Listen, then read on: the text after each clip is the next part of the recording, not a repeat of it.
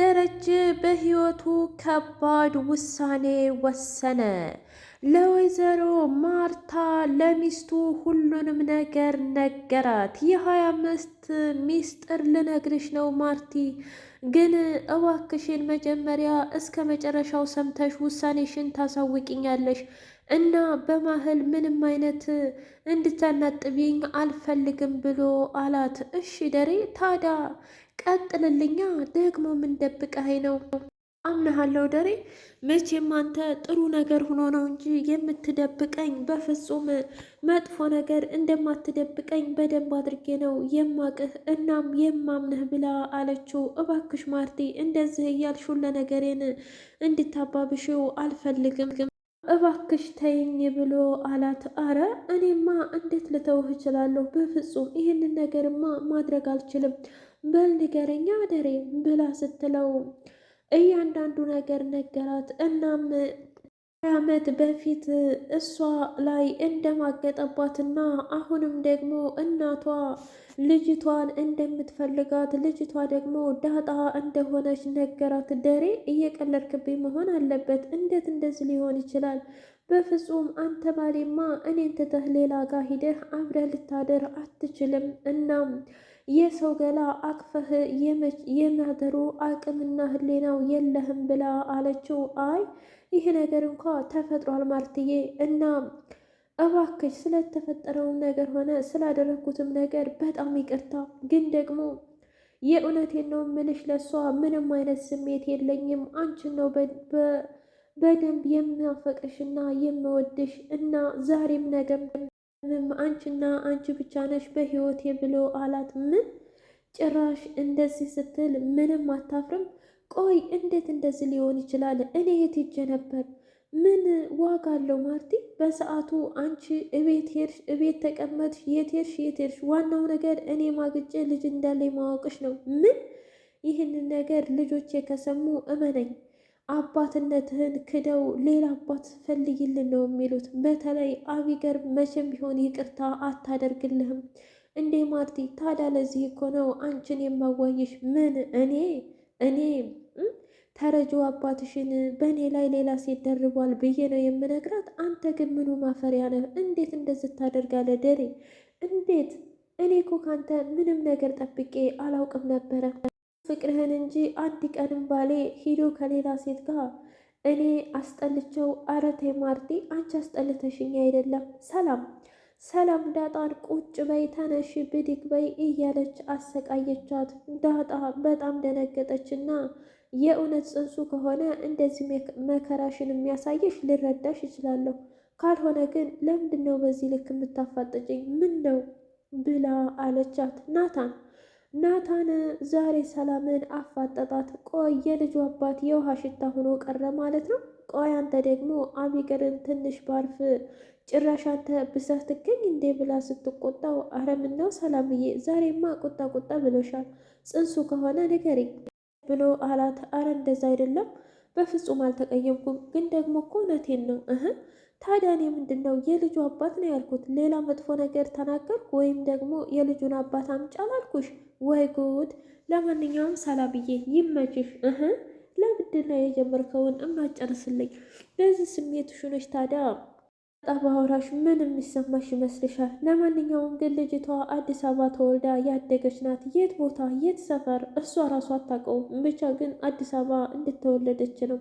ሰላም ውድና የተከበራችሁ የቻናሌ ቤተሰቦች እንዴት ናችሁ? ሁሉ ሰላም፣ ሁሉ መልካም። እኔ እግዚአብሔር የተመሰገነ ይሁን ሰላም ነኝ፣ ደህና ነኝ። ለዚህ ቻናል አዲስ የሆናችሁ ሰብስክራይብ እያደረጋችሁ ቤተሰብ የሆኑ ነባር ቤተሰቦች ደግሞ ስለምትከታተሉኝ እጅጉን አድርጌ አመሰግናለሁ። እጅግ አስተማሪውና አጓጊው ዳጣ ድራማ እንደቀጠለ ይገኛል። እኔ የምላችሁ ግን እስኪ አንድ ጥያቄ ልጠይቅህ ናታን። ምንድን ነው? ጠይቅኝ። እኔና ዳጣ ግን እንመሳሰላለን? ምን ማለት ነው ደግሞ ይሄ ጥያቄ? ማለቴ ያው መልካችን፣ እውነት ለመናገር መልካቸው ትንሽ ይቀራረባል፣ ግን ደግሞ ዳጣ የበለጥ ቆንጆ ናት።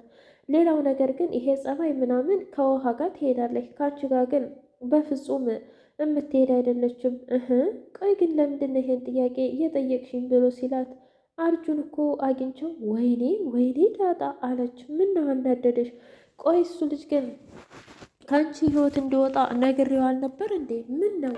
ነገርኩሽ። ትሰምኛለሽ ኤቢ? እሱ በፍጹም አይሆንሽም። በጣም ዱርዬና እንዲሁም ሰፈር ለሰፈር ሲውደለደል አይደል እንደሚውለው። በዛ ላይ ሻሩክ ምናምን የሀገራችን ፊልም ምርጥ ምርጥ አክተሮች ሞልቶ ስለ ውጭ ሀገር አይደል እንዴ ሲያደንቅ የሚውለው ብላ ስትል ወይዘሮ ማርታ በጣም ተገረመችና ውይ ዳጣዬ ግን በጣም እንክብካቤሽና ውደታሽ በጣም ደስ ይላል። ደግሞም ከአንገት በላይ ሳይሆን ከልብሽ ነው ብላለቻት። እንዴትዬ ታዲያ እዚህ ቤት እስከ ኖርኩ ድረስ እኮ ቤተሰብ ቤተሰብ ነው እና እናንተ ከልጆቻችሁ አልለያችሁኝ አይደል? እና ተደኔ እንደ እህቶቼ አይቼ የማልቆጣጠራቸው ብቻ ልጁ በጣም ብዙ ወረኛ ነገር ነው፣ ለዛ ነው የማይመቸኝ ብላ አለች። ለማንኛውም እሱ ነው ያለኝ ብላ ስትል ጭራሽ ባስ ብሎ አንቺና እኔንም መልክ ማመሳሰል ጀመረ። እኔ ዳጣ አይደለሁም ብላ ፎከረችበት። ወይዘሮ ማርታ አረ ተረጋጊ ኤቢ። ቆይ አንቺ ግን ምን አለ ቢያንስ እዚህ ውሃ አለች አይደል? በዚህ ፊት እንዴት አይነት ወሬ ነው የምታወሪው? እንዴም አየ ውሃ ታዲያ ህፃን ልጅ ናት እንዴ? ትልቅ ሰው እኮ ናት። ያው በእድሜ ልክ ነሽ፣ አንጻር ግን በጣም ጩጬና እንዲሁም ምንም አይነት ነገር የምታውቅ ልጅ አይደለችም። ለማንኛውም ግን እሺ ይሁንልሽ ብላ ዝም አሉ። አቶ ደረጀ ዝም ብሎ በሀሳብ ጭልጥ ብሎ ሲሄድ እኔ ምልህ ግን ሰላም ስለምን ነገር ታጣራሃለች ብሎ ሲለው ያው ስለ ዳጣ ነዋ። ስለ ዳጣ ሁሌ ትጠይቀኛለች፣ ግን ምን ፈልጋ እንደው አላቅም። ጭራሽ የት እንዳደገች የት እንደተወለደች አባቷ ትክክለኛ አባቷ ሲሳይ ነው ወይ ብለህ ጠይቅልኝ አለችኝ። እናንተ ጠየቃት እንዴ? አረ በፍጹም እንዴት ብዬ ነው የምጠይቃት? ምን ማለት ነው እንዴ ጋሼ? እኔ አልጠየቅኳትም ብሎ በውስጡ ያታለሁ ግን ደግሞ ከሰላም ውጪ ይህን ሚስጥር ለማንም አልናገርም፣ ለዳጣ ቃል ገብቼላታለሁ ብሎ ዝም አለ። ኤቢ ናታንን እኔ ምልህ ያንተና የኔ ጉዳይ እምን አደረስከው ብላ አለችው። አንቺና እኔ ጉዳይ ምን አለን? ምን ነው ፍቅሬን አልተቀበልክም ማለት ነው? እሱን እኮ ነገርኩሽ ኤቢ። ሆን አንቺና እኔ ፍቅረኛሞች እንደማንሆንና እኔ ደግሞ ሌላ የምወዳትና የማፈቅራት ሴት አለች አልኩሽ አይደል እንዴ? ኧረ እባክህ መቼም ያቺ ሴትዮ የምትሆነው ዳጣ ናት። ምን? እሷም ከሆነች ጥሩ። ሰላምዬ እስኪ የጀመርክልኝ ወሬ ቀጥልልኝ ብላ አለችው። ምኑን ቀጥዬ ምኑን ልተውልሽ ሰላምዬ? ስለ ዳጣ ስለ ቤተሰቦቿ አውቄያለሁ። እናም ያው እኛ ያልንበት ወይም የነገረችን ሀገር አይደለም፣ እዚህ ሀገር እኛው ጋር ነው የተወለደችው። እናም ህይወቷ በጣም ከባድ ነው፣ ለዛ ይመስለኛል በጣም ጠንካራ የሆነችው ብሎ አላት። እውነትህን ነው? አዎ። አንቺ ግን ከኔ በላይ ስለ ዳጣ ማወቅ ፈልገሻል። ምንድን ነው? እኔ የማላውቀው ነገር አለ እንዴ? ዊናታን ደግሞ ወሬ ስትወድ፣ አረ ወሬ መውደድ አይደለም ግን ደግሞ በጣም ያሳስበኛል። ለዛ ብዬ ነዋ። ምንም ነገር አታስብሽ፣ ምንም ነገር አይፈጠርም። እናም እንኳን የሚያጣራህልኝ ሆን ሁሉንም ነገር በጊዜው ብታደርግ ጥሩ ነው። ማለቴ ዳጣን የሆነ ሰው መጥቶ አፈፍ ከሚያደርግብህ በፊት ስትለው ማነው ወንዱ? ጭራሽ ከኔ አምልጣ? ምን ነው ማለቴ የማታመልጥ መስሎህ ነበር እንዴ? እንደዛ ማለቴ አይደለም፣ ግን ደግሞ ዳጣ በጣም ብዙ የህይወት ጥያቄ ስላለባት እሱን ጥያቄ ሳትመልስ የምትገባ አይነት ልጅ አይደለችም ብሎ አላት። ዳጣና ደረጀ ከባድ ውሳኔ ወሰኑ። እናም ዛሬ አንድ ነገር ላማክርሽ ነው። ምንድን ነው አባዬ? እስኪ ንገረኝ። በቃ ለማርታ ሁሉንም ነገር ልነግራት ነው። ምን? እንዴት እንደዚህ ሊሆን ይችላል? ይህማ በፍጹም አይሆንም። እና ታዲያ እስከ መቼ ድረስ እሷን ደብቂያት? በፍጹም ደግሞ ይሄ ነገር አይገባትም። አውቃለሁ፣ ግን እትዬ ይህን ነገር ከሰማች በኋላ በጣም ትጎዳለች። ያኔ ምንድን ነው የሚወጣኝ? እኔ ደግሞ እሷ እንድትጎዳ እንደዚህ ተጎድታ ማየት አልፈልግም ብሎ አለ።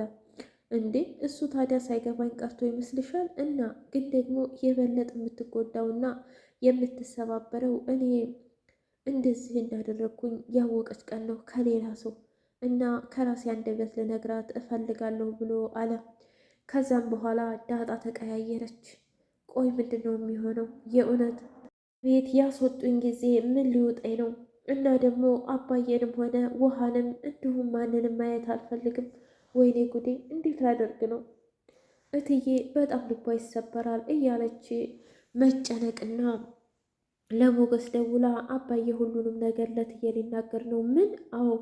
ከዛም በኋላ ነው እናትሽንም ማገናኘሽ ብሎኛል። እኔ ሁሉም ነገር በቀረብኝ፣ ብቻ ግን ከዚህ ቤት መውጣት አልፈልግም ሞገስ ብላ ስትለው ተረጋጊ፣ አትወጭም በፍጹም ብሎ